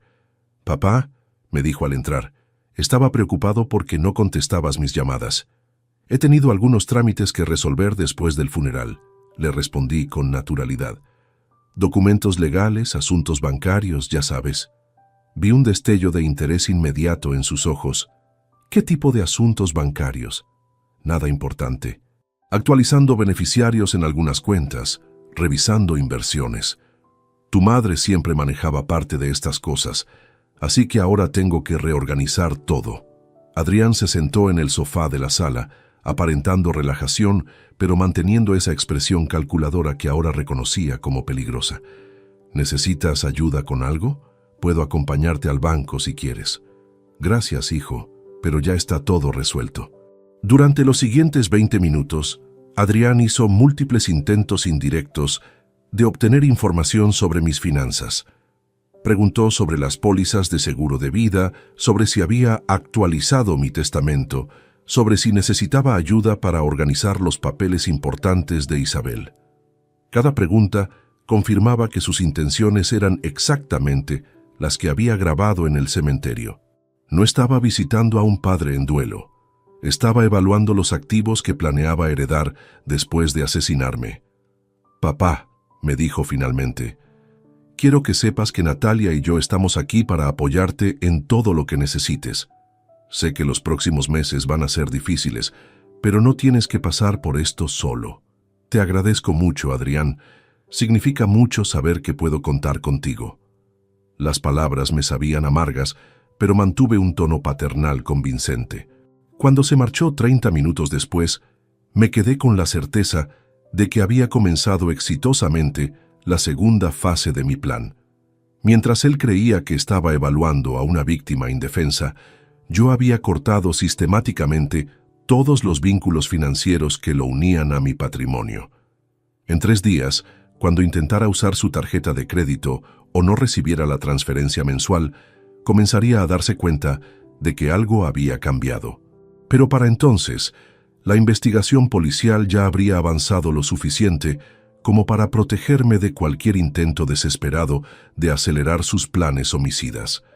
La guerra silenciosa había comenzado, y por primera vez en décadas, yo tenía la ventaja estratégica sobre mi propio hijo. Los días siguientes transcurrieron con una tensión silenciosa que solo yo podía percibir. Mientras mantenía mi rutina habitual de viudo en duelo, el inspector Morales y su equipo trabajaban discretamente para construir el caso que pondría fin a los planes asesinos de Adrián. El 19 de marzo, exactamente 4 días después del funeral, recibí la llamada que había estado esperando. «Señor Mendoza». La voz de Morales sonaba grave pero controlada. «Tenemos los resultados preliminares del análisis toxicológico. Necesito que venga inmediatamente a la comisaría». Durante el trayecto en taxi hasta la plaza de la Gavidia, mi mente alternaba entre la esperanza de obtener justicia para Isabel y el terror de confirmar definitivamente que mi hijo la había asesinado. El taxista, un hombre mayor llamado Francisco Delgado, según indicaba su licencia, intentó entablar conversación casual, pero yo permanecí sumido en mis pensamientos sombríos. En el despacho del inspector, los documentos del laboratorio forense estaban desplegados sobre su escritorio como evidencia irrefutable de una monstruosidad familiar. Morales no perdió tiempo con preámbulos ceremoniales. «Los análisis confirman nuestras sospechas más graves», comenzó, ajustándose las gafas para leer el informe técnico. El cuerpo de su esposa contenía niveles tóxicos de digoxina, aproximadamente 4 veces la dosis terapéutica normal. También encontramos trazas de lorazepam, un sedante que no estaba prescrito en su tratamiento médico. Las palabras golpearon mi conciencia como puñaladas físicas. Isabel había sido sistemáticamente envenenada durante semanas, sufriendo una agonía lenta mientras yo creía que se deterioraba por causas naturales. «¿Cómo obtuvieron estas sustancias?», pregunté, aunque temía conocer la respuesta. La digoxina extra provenía probablemente de pastillas adicionales disueltas en alimentos o bebidas. El lorazepam es más complicado de conseguir, pero hemos descubierto que su hijo tiene antecedentes de consumo de benzodiazepinas. Probablemente conservaba reservas personales de cuando estuvo en rehabilitación. Morales continuó explicando los hallazgos técnicos. La concentración de estas sustancias indica envenenamiento gradual durante aproximadamente 6 semanas. Los síntomas que usted describió, somnolencia excesiva, debilidad progresiva, episodios de confusión son completamente consistentes con intoxicación crónica por estos medicamentos. ¿Es suficiente evidencia para arrestarlo? Junto con la grabación que proporcionó y el testimonio de la enfermera Rosa, tenemos base sólida para una acusación de homicidio premeditado, pero queremos asegurar una condena sin posibilidad de apelación exitosa. El inspector se dirigió hacia una pizarra donde había dibujado un cronograma detallado de los últimos meses de vida de Isabel. Hemos correlacionado las fechas de las visitas de su hijo, documentadas por Rosa, con los picos de toxicidad que muestran los análisis forenses. La correspondencia es casi perfecta. ¿Qué necesitan de mí? Queremos organizar una operación encubierta para obtener confesión adicional y evidencia de sus planes para asesinarlo a usted también. Morales me explicó el procedimiento que tenían en mente. Vamos a instalar equipos de grabación profesional en su casa, específicamente en la sala y la cocina donde generalmente recibe a Adrián. Después, usted lo va a invitar para una conversación íntima sobre el futuro, creando las condiciones para que él revele más detalles sobre sus intenciones. ¿No es peligroso? Tendremos agentes encubiertos en la calle y un equipo de intervención a menos de 2 minutos de su casa. Además, llevará este dispositivo de emergencia. Me entregó un pequeño botón rojo. Si siente que está en peligro inmediato, presiónelo y estaremos allí en menos de 30 segundos. La operación se programó para el 22 de marzo, un viernes por la tarde. Durante los días intermedios, Morales y su equipo transformaron discretamente mi hogar en una trampa tecnológica sofisticada. Instalaron micrófonos ultrasensibles disimulados en lámparas y marcos de fotografías, cámaras miniaturizadas en relojes de pared y sistemas de grabación digital ocultos en el sistema de ventilación. La calidad del audio será perfecta, me aseguró el técnico especialista Alberto Fernández Rueda mientras calibraba los equipos. Incluso si susurra, capturaremos cada palabra con claridad judicial. El miércoles 20 de marzo llamé a Adrián para preparar el escenario. Hijo, he estado pensando mucho sobre el futuro desde que murió tu madre. ¿Podrías venir el viernes por la tarde? Hay cosas importantes que necesito discutir contigo. Su respuesta inmediata reveló su interés genuino. Por supuesto, papá. ¿De qué se trata? Prefiero hablarlo en persona. Tiene que ver con planificación familiar y... Bueno, ya no soy joven y necesito organizar ciertos asuntos. Percibí la satisfacción apenas contenida en su voz. Estaré allí a las 5. ¿Quieres que traiga algo específico? Solo tu tiempo y atención. Vamos a tener una conversación muy franca sobre el futuro de esta familia. Los días previos a la operación transcurrieron lentamente. Cada vez que sonaba el teléfono, mi corazón se aceleraba pensando que podría ser Adrián cambiando de planes, o peor aún, anticipando mis intenciones. Pero él mantuvo contacto mínimo, aparentemente confiado en que su víctima se estaba preparando para entregarle voluntariamente toda la información que necesitaba. El jueves por la noche, recibí una llamada inesperada que agregó otra dimensión siniestra a la situación. Don Rodrigo, soy Rosa. Lamento llamarlo tan tarde, pero tengo algo importante que contarle. Por favor, Rosa, dígame. Esta tarde, mientras compraba en el Mercadona, me encontré con el señor Adrián. Estaba en la farmacia anexa, comprando varios medicamentos sin prescripción médica. Cuando me vio, se puso muy nervioso y trató de ocultar lo que estaba comprando. Mi sangre se heló. ¿Pudo ver qué medicamentos compró? Alcancé a observar que tenía en la mano cajas de Nolotil y algo que parecía ser un jarabe para la tos con codeína. También vi que cargaba una bolsa de la farmacia central, la que está especializada en medicamentos más complejos. ¿Le dijo algo? Me preguntó cómo me encontraba después de la muerte de doña Isabel, pero de manera muy extraña, como si estuviera evaluándome. Después me preguntó si usted había mencionado planes de viaje o cambios en su rutina diaria. Las compras de medicamentos de Adrián confirmaban que estaba preparando activamente su próximo ataque. El inspector Morales, cuando le informé sobre la llamada de Rosa, intensificó inmediatamente las medidas de seguridad. «Vamos a adelantar la operación», me dijo por teléfono. «Su hijo está acelerando sus planes. probablemente porque ha notado cambios en sus recursos financieros. Efectivamente, esa misma tarde había recibido una llamada furiosa de Adrián cuando descubrió que su tarjeta de crédito había sido cancelada. «Papá, ¿qué está pasando con mi tarjeta? Fui a pagar gasolina y me la rechazaron». «Ah, sí, hijo. El banco me recomendó cancelar todas las tarjetas adicionales temporalmente mientras reorganizo las cuentas después de la muerte de tu madre. Es un protocolo estándar. ¿Cuándo se va a resolver?» «En unas semanas, cuando termine de actualizar toda la documentación legal». Pude percibir su frustración contenida, pero también algo más peligroso: desesperación. Un Adrián financieramente presionado era un Adrián impredecible y potencialmente más violento. El viernes 22 de marzo, amaneció nublado pero seco. A las 3 de la tarde, los técnicos hicieron las verificaciones finales de todos los equipos de grabación. A las 4, los agentes encubiertos se posicionaron en puntos estratégicos alrededor de mi casa.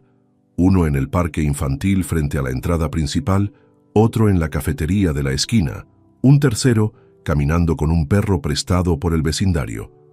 A las 5:10 vi el Seat León negro de Adrián estacionarse frente a mi casa. Llevaba puesto un suéter gris oscuro y pantalones vaqueros, aparentando casualidad, pero noté que cargaba una mochila pequeña que normalmente no traía consigo.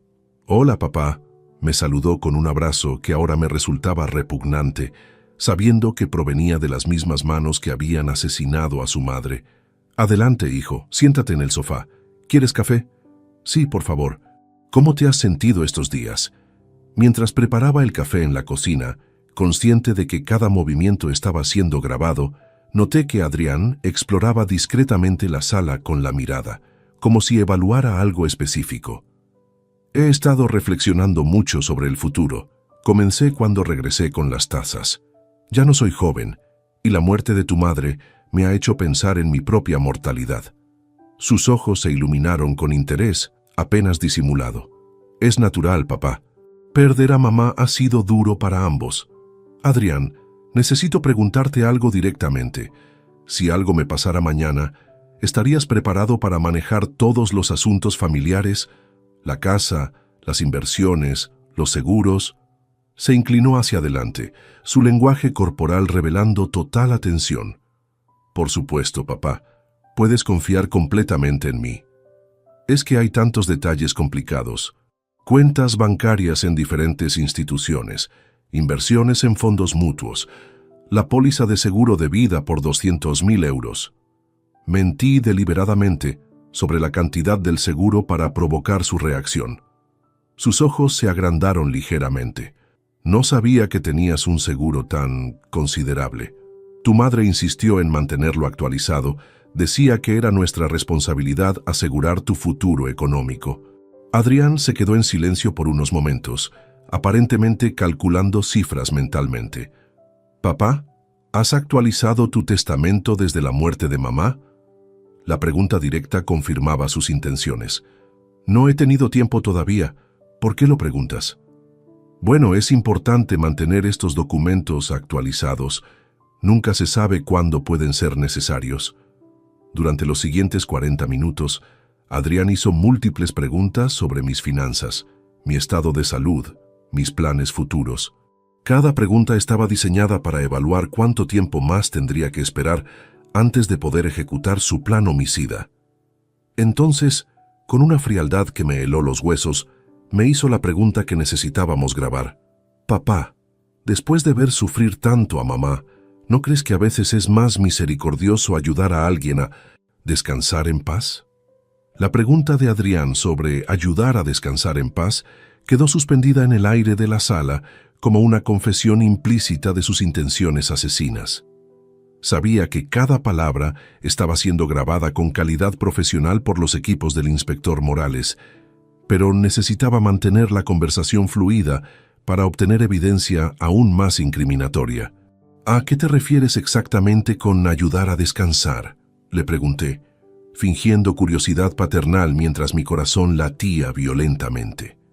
Adrián se reclinó en el sofá, aparentemente relajándose, al creer que había encontrado una apertura en mi resistencia moral. Bueno, papá, hay maneras discretas de evitar sufrimientos prolongados, medicamentos que pueden acelerar un proceso natural cuando alguien ya está débil. ¿Cómo hiciste con tu madre? Las palabras salieron de mi boca antes de que pudiera detenerlas.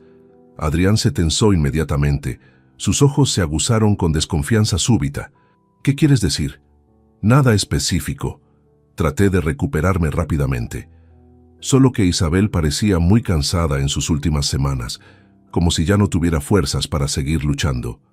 Su expresión se relajó parcialmente, pero pude notar que había activado su estado de alerta. Mamá estaba sufriendo mucho. Era doloroso verla así. Sí, pero al menos ahora está en paz. Exactamente. Y tú, papá, después de todo lo que has pasado, mereces la misma tranquilidad cuando llegue tu momento. La conversación había tomado un rumbo peligroso, pero necesitaba continuar extrayendo confesiones. ¿Tienes experiencia con estos métodos discretos? Adrián sonrió con una expresión que me resultó absolutamente terrorífica. He investigado bastante sobre el tema. Hay sustancias que son prácticamente indetectables si se administran correctamente. ¿Qué tipo de sustancias? Medicamentos cardíacos en dosis elevadas pueden simular un infarto natural. Sedantes mezclados con alcohol pueden parecer un accidente. La clave está en conocer las cantidades exactas y los métodos de administración. Cada palabra que pronunciaba era evidencia adicional de premeditación criminal. Pero entonces, de manera completamente inesperada, sacó de su mochila un pequeño frasco de pastillas blancas. De hecho, papá, he traído algo que puede ayudarte a relajarte mejor por las noches. Sé que has tenido problemas para dormir desde la muerte de mamá. El frasco contenía aproximadamente 20 pastillas que parecían idénticas a la digoxina que Isabel había estado tomando. Mi entrenamiento con el inspector Morales me había preparado para este momento, pero enfrentarlo en la realidad era infinitamente más aterrador. Es muy considerado de tu parte, hijo. Estas pastillas son especiales, continuó Adrián con entusiasmo genuino.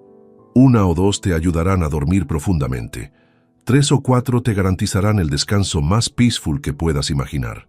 La palabra peaceful, pronunciada en inglés en medio de nuestra conversación en español, me pareció especialmente siniestra, como si estuviera citando algún manual de asesinato que había estudiado. ¿Dónde conseguiste estas pastillas? Tengo mis contactos. El farmacéutico de la calle Regina me debe algunos favores desde mis épocas más difíciles. Estaba refiriéndose claramente al período cuando consumía drogas regularmente y tenía conexiones con traficantes y proveedores ilegales de medicamentos. Ahora esas mismas conexiones le servían para obtener armas químicas homicidas. ¿Quieres que tome una ahora?, pregunté, necesitando provocar una respuesta más explícita. Bueno, Adrián hizo una pausa calculada. Podrías tomar 2 o 3 con un poco de vino. Te ayudará a procesar mejor la pérdida de mamá y quizás encontrar la paz que tanto necesitas. Era imposible interpretar sus palabras de manera inocente. Estaba sugiriéndome literalmente que me suicidara usando las pastillas que había traído específicamente para ese propósito. ¿Y si no funciona? Oh, funcionará. Estas pastillas son muy efectivas, especialmente si las combinas con tu medicación actual para la presión arterial. Adrián sabía perfectamente que yo tomaba enalapril diariamente para controlar mi hipertensión. La combinación que sugería sería letal, y él lo sabía. En ese momento, decidí empujar la conversación hacia su confesión más directa. Adrián, necesito preguntarte algo muy serio. ¿Tú ayudaste a tu madre a encontrar paz durante sus últimos días? Sus ojos brillaron con algo que solo puedo describir como orgullo criminal. Papá, mamá estaba sufriendo terriblemente. Los médicos dijeron que podía vivir así durante años, dependiendo completamente de cuidados, sin dignidad, gastando todos nuestros ahorros familiares en tratamientos inútiles. Entonces, le proporcioné la misericordia que el sistema médico le negaba. Aumenté gradualmente sus dosis de digoxina y agregué algunos sedantes suaves para que no sintiera dolor. Murió tranquilamente, sin agonía prolongada. Había confesado completamente el asesinato de su madre, y los equipos de grabación habían capturado cada palabra. Pero necesitaba obtener también evidencia clara sobre sus planes para conmigo. ¿Y crees que yo podría beneficiarme del mismo acto de misericordia?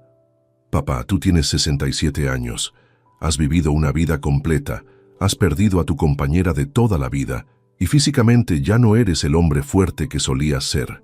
¿Realmente quieres pasar los próximos años deteriorándote lentamente, dependiendo de cuidadores extraños, gastando toda tu herencia en hospitales y medicamentos? ¿Qué propones? Adrián se inclinó hacia adelante, bajando la voz como si estuviera compartiendo un secreto íntimo. Propongo que tomes estas pastillas esta noche, con una copa de tu whisky favorito. Te dormirás pacíficamente y simplemente no despertarás. Será natural, sin dolor, sin sufrimiento prolongado. ¿Y después? Después yo me haré cargo de todo. Los funerales, los trámites legales, la venta de la casa.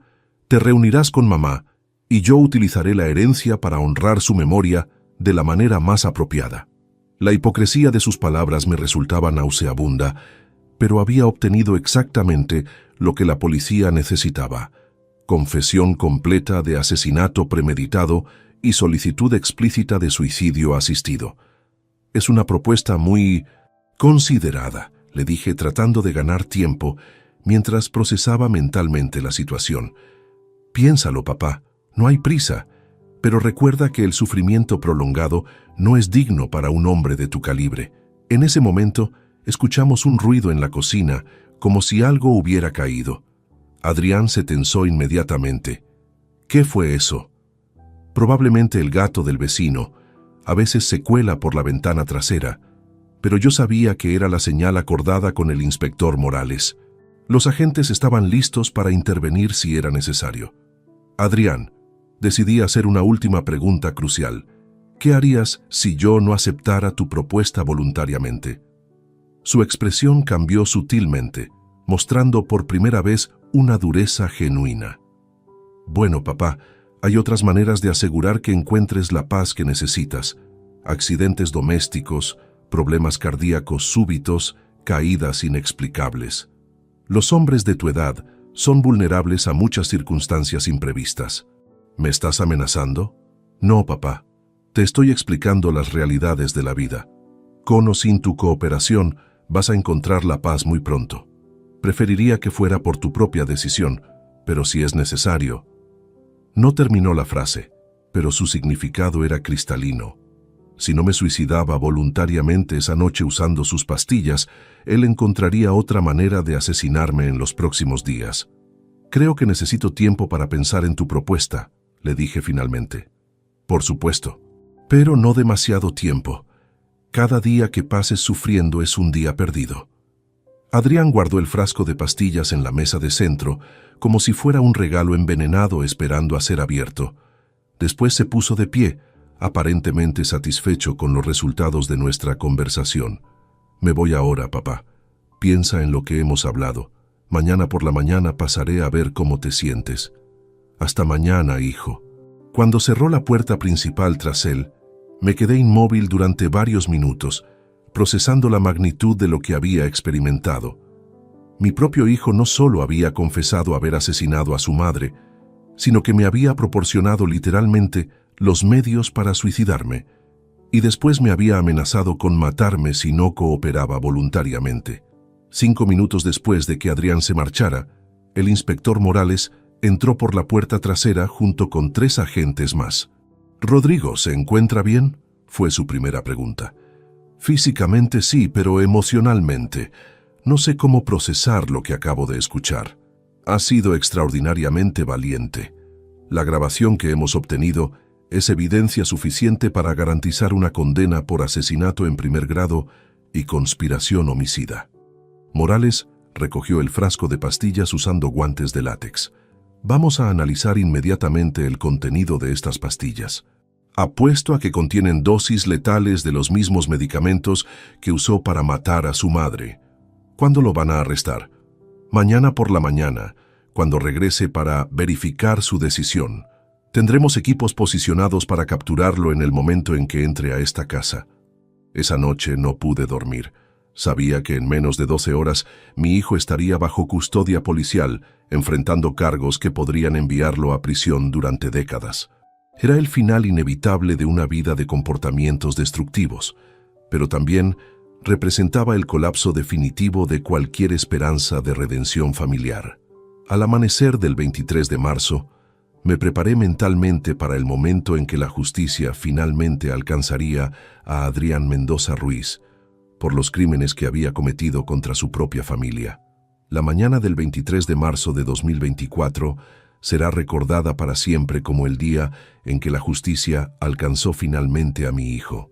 A las 8:30 en punto, tal como había prometido la noche anterior, el Seat León negro de Adrián se estacionó frente a mi casa. Desde la ventana del primer piso, pude observar cómo se bajaba del vehículo con movimientos confiados, cargando nuevamente su mochila, probablemente conteniendo más instrumentos para su plan homicida. El inspector Morales y su equipo habían transformado mi barrio en una red de vigilancia invisible. Agentes vestidos de civil ocupaban posiciones estratégicas. Uno leía el periódico en el banco del parque, otro paseaba un perro prestado. Un tercero fingía reparar su motocicleta cerca de la esquina.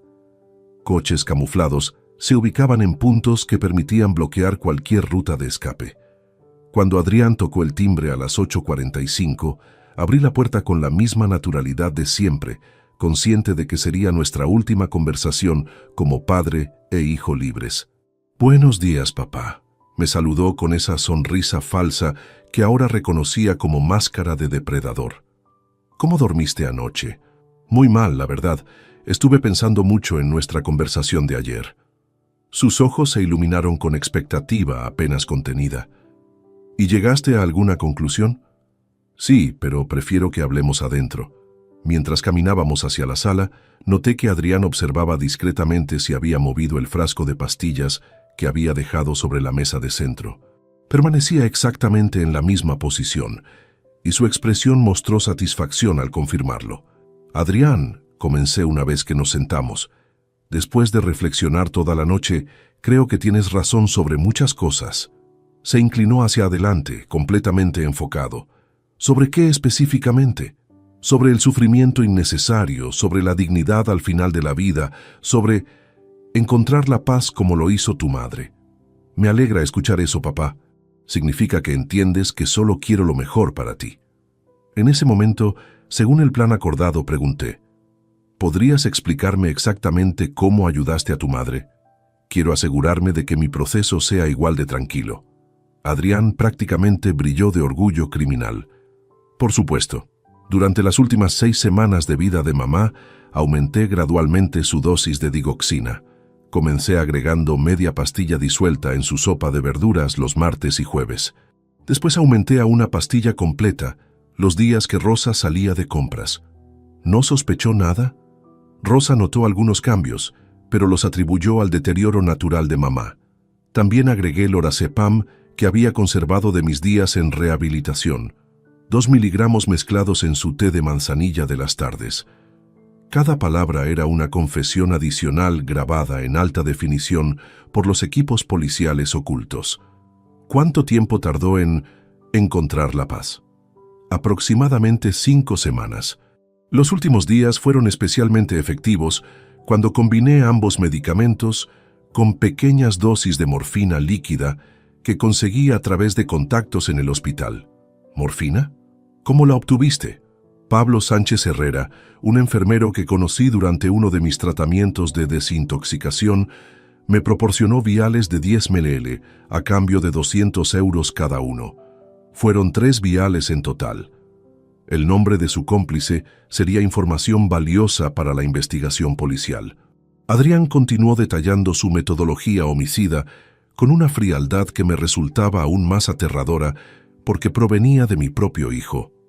La clave está en la dosificación gradual. Si hubiera usado cantidades altas desde el principio, habría sido demasiado obvio. Pero aumentando lentamente las dosis durante semanas, el cuerpo se adapta parcialmente y los síntomas parecen progresión natural de la enfermedad. ¿Y para mí qué recomiendas? Para ti será más simple porque no tienes enfermera vigilante. Las pastillas que traje ayer contienen 0.5 miligramos de digoxina cada una. Si tomas 6 pastillas con un vaso de whisky esta noche, estarás dormido en 2 horas y no despertarás nunca. 6 pastillas es la dosis perfecta para tu peso corporal y edad. Será completamente indoloro, te lo prometo. Entonces hice la pregunta que el inspector Morales había considerado crucial. ¿Qué pasa si cambio de opinión y no quiero tomar las pastillas voluntariamente? La máscara amable de Adrián se desvaneció completamente, revelando la crueldad genuina que había estado ocultando durante décadas. Papá, ya hemos llegado demasiado lejos para echarnos atrás. Si no tomas las pastillas voluntariamente esta noche, mañana tendré que encontrar otra solución. ¿Qué tipo de solución? Podría mezclar las pastillas trituradas en tu café matutino, o sabotear los frenos de tu coche para que tengas un accidente en la carretera de Carmona. O simplemente venir una noche mientras duermes y administrarte una inyección de insulina que simulará un coma diabético fatal. ¿Tienes insulina? Pablo también me consiguió jeringas precargadas de insulina rápida. 50 unidades directamente en el cuello producen shock hipoglucémico inmediato. Para un hombre de tu edad sería fatal en menos de 20 minutos. La planificación meticulosa de mi asesinato me horrorizaba, pero también confirmaba que habíamos tomado la decisión correcta al involucrar a las autoridades. Adrián, hay algo que necesito entender. ¿Por qué estás tan dispuesto a matarme? Soy tu padre. Su respuesta reveló la profundidad de su sociopatía. Papá, tú y mamá han sido obstáculos para mi verdadero potencial durante toda mi vida. Siempre criticándome, enviándome a terapias, limitando mi acceso al dinero que legítimamente me pertenece como hijo único. Te hemos apoyado económicamente durante décadas. ¡Migajas!, gritó súbitamente, mostrando la ira que había estado conteniendo. 1.500 euros mensuales, cuando esta casa vale 400.000, cuando tienes casi 1 millón en ahorros, cuando podrías haberme dado la independencia económica que merezco. ¿Y ahora? Ahora, con ustedes muertos, tendré acceso completo a todo. Natalia y yo nos mudaremos a Costa Rica, donde viviremos como merecemos. Compraremos una finca en Manuel Antonio, un yate, viajaremos por el mundo sin preocuparnos nunca más por dinero. ¿Ya tienen planes específicos? Hemos investigado exhaustivamente. Con 1.200.000 euros podemos vivir lujosamente en Costa Rica durante 20 años. Después, si es necesario, regresaremos a España y nos instalaremos en Marbella o Ibiza. La conversación fue interrumpida por el sonido de mi teléfono móvil. Era la señal acordada con Morales. Disculpa un momento, Adrián. Debo contestar esta llamada. Por supuesto, papá, tómate tu tiempo. Caminé hacia la cocina fingiendo hablar por teléfono, pero en realidad activando el micrófono que confirmaría a los agentes exteriores que estaba listo para la intervención. Cuando regresé a la sala, Adrián había sacado de su mochila una jeringa precargada y un pequeño frasco de líquido transparente. ¿Qué es eso?, pregunté, aunque temía conocer la respuesta. Insulina de acción rápida. Por si decides que necesitas ayuda adicional para tomar la decisión correcta. En ese momento exacto, la puerta principal se abrió violentamente. El inspector Morales entró seguido de 4 agentes armados, todos gritando simultáneamente. «¡Policía Nacional! ¡Manos arriba!». La expresión de Adrián cambió instantáneamente del control calculado al pánico absoluto. Trató de esconder la jeringa detrás de su espalda, pero ya era demasiado tarde. Adrián Mendoza Ruiz queda detenido por homicidio premeditado y conspiración para cometer asesinato, gritó Morales mientras 2 agentes lo inmovilizaban contra el suelo. «¡Viejo traidor!», me gritó Adrián mientras le colocaban las esposas. «Todo era tuyo, todo debería haber sido mío». Sus gritos continuaron mientras lo arrastraban hacia el coche patrulla. «Me has arruinado la vida. 35 años soportando tu control. Todo esto es culpa tuya». La falta absoluta de remordimiento en sus palabras confirmaba que habíamos tomado la decisión correcta.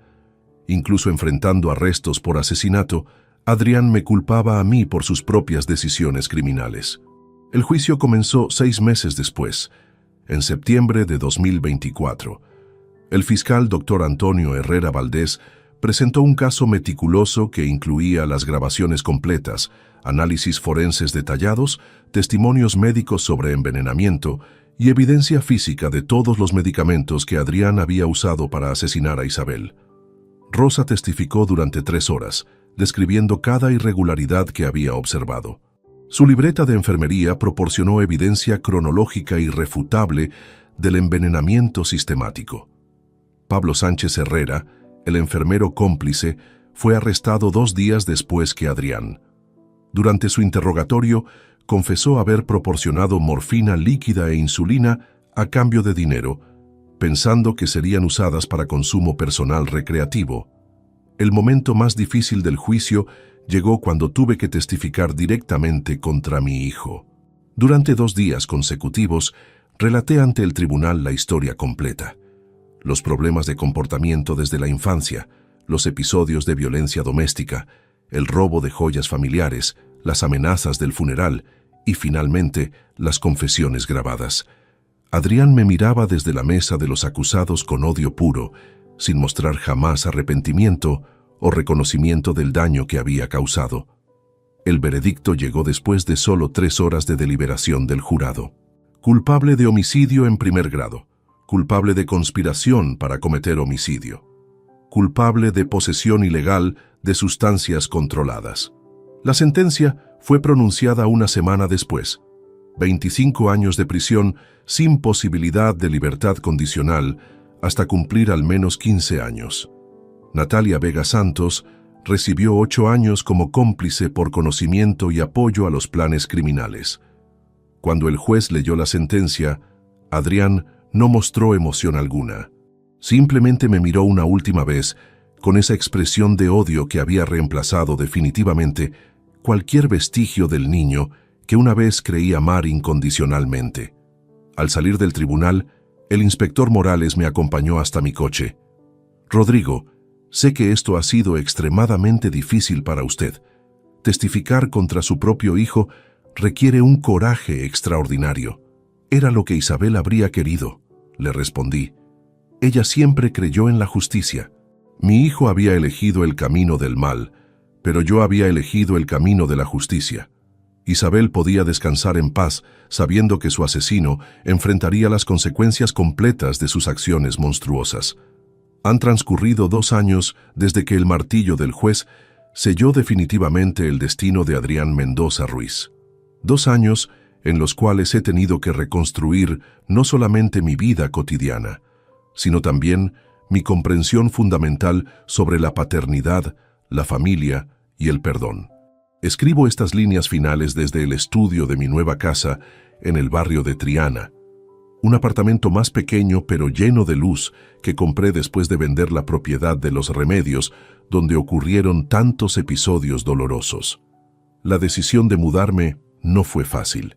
Aquella casa contenía 42 años de recuerdos compartidos con Isabel.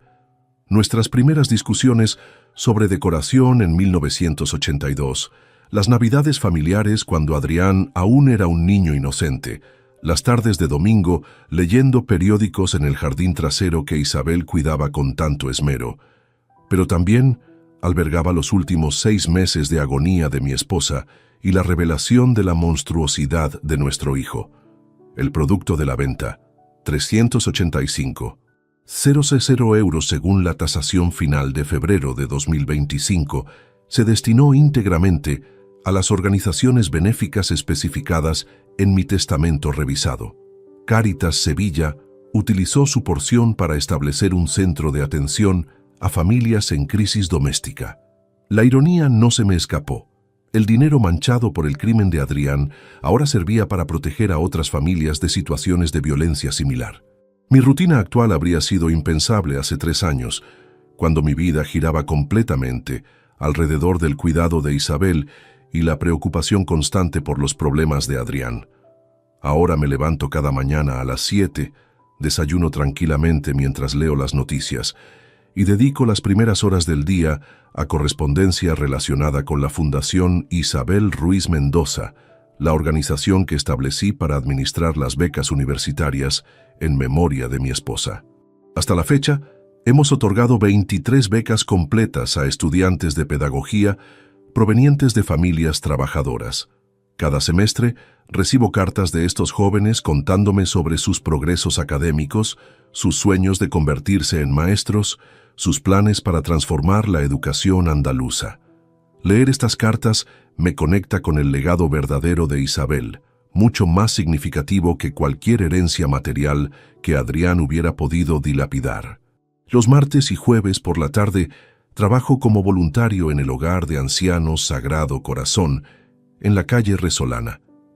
Inicialmente, comencé esta actividad como terapia personal, buscando propósito después de la tragedia familiar, pero se ha convertido en una de mis fuentes más grandes de satisfacción. Paso tiempo con residentes que, como yo, han perdido a sus compañeros de vida, pero que a diferencia mía, enfrentan esos últimos años sin el apoyo económico necesario para vivir con dignidad. Don Emilio Vázquez Rueda, de 83 años, se ha convertido en uno de mis amigos más cercanos. Fue carpintero durante 50 años, construyó muebles para familias sevillanas de 3 generaciones, pero sus hijos emigraron a Alemania en busca de mejores oportunidades y ahora apenas mantienen contacto telefónico mensual.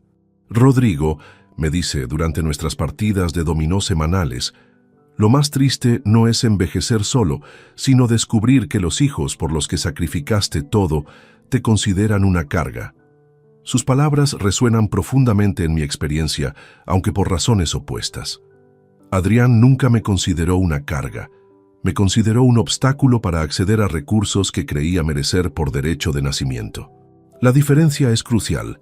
Don Emilio fue abandonado por hijos ingratos. Yo fui victimizado por un hijo criminal.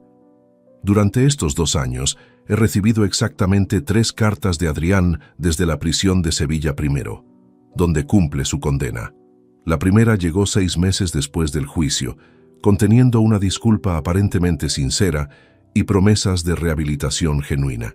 La segunda, 1 año después, tenía un tono más desesperado, pidiendo apoyo económico para contratar un abogado mejor que pudiera apelar su sentencia. La tercera, recibida hace apenas 2 meses, era puro veneno. Me culpaba nuevamente por todos sus problemas, me acusaba de haberlo traicionado al colaborar con la policía y terminaba con amenazas veladas sobre lo que podría suceder cuando fuera liberado. Nunca he respondido ninguna de estas cartas. Mi psicólogo, Dr. Gabriel Moreno Castillo, especialista en trauma familiar al que consulto mensualmente desde octubre de 2024, me ha ayudado a entender que mantener cualquier tipo de comunicación con Adrián sería contraproducente tanto para mi recuperación emocional como para la suya supuesta. Rodrigo, me explicó durante una de nuestras sesiones, usted no tiene obligación moral de mantener relación con alguien que intentó asesinarlo, sin importar los lazos biológicos que los conecten. La familia se define por el amor y el respeto mutuo, no por la genética. Esta perspectiva me ha liberado de la culpa residual que sentía por haber traicionado a mi hijo al entregarlo a las autoridades. No traicioné a un hijo, protegí a la sociedad de un criminal peligroso que casualmente compartía mi ADN. Los viernes por la mañana, asisto a misa en la parroquia de Santa Catalina, la misma iglesia donde Isabel y yo nos casamos hace tantos años. Al principio, mi fe se había tambaleado profundamente. ¿Cómo podía un Dios benevolente permitir que un hijo asesinara a su propia madre? ¿Dónde estaba la justicia divina cuando Isabel sufría envenenamiento gradual mientras yo creía ingenuamente que se deterioraba por causas naturales? El padre Antonio Ruiz Herrera, párroco de la iglesia desde 2018, me ha ayudado gradualmente a reconstruir mi comprensión espiritual. Don Rodrigo, me dijo durante una conversación que marcó un punto de inflexión en mi recuperación, Dios no previene el mal que los seres humanos eligen cometer, pero sí proporciona fortaleza para que las víctimas encuentren justicia y paz. Los domingos, almuerzo con Rosa Martín López y su familia. La enfermera que cuidó a Isabel durante sus últimos meses se ha convertido en una amiga invaluable, alguien que compartió esos momentos finales y comprende tanto mi dolor como mi gratitud por haber logrado que su asesino enfrente las consecuencias. «Don Rodrigo», me dijo Rosa durante nuestro último almuerzo familiar, «doña Isabel estaría muy orgullosa de todo lo que usted ha logrado estos 2 años. Usted honró su memoria buscando justicia, pero también la honra todos los días, ayudando a estudiantes y ancianos. He comenzado también a viajar, algo que Isabel y yo siempre posponemos por responsabilidades familiares y preocupaciones económicas. En noviembre de 2024, hice el crucero por el Mediterráneo que habíamos planeado para nuestro aniversario número 45. Visité Oporto, Portugal, destino que Isabel mencionó durante nuestra última cena familiar antes de su derrame cerebral. Estos viajes no son escapismo del dolor, sino celebraciones de la libertad que he recuperado después de décadas dedicadas a cuidar a una esposa enferma y preocuparme por un hijo problemático. Por primera vez en mi vida adulta, mis decisiones diarias se basan únicamente en mis propios deseos y valores. El próximo mes cumpliré 70 años. Es una edad que Isabel nunca alcanzó, robada por las manos asesinas de nuestro propio hijo. Pero también es una edad que yo no esperaba alcanzar con salud mental y física relativamente buena, considerando los planes homicidas que Adrián tenía para mí. Mis finanzas están completamente reorganizadas y protegidas.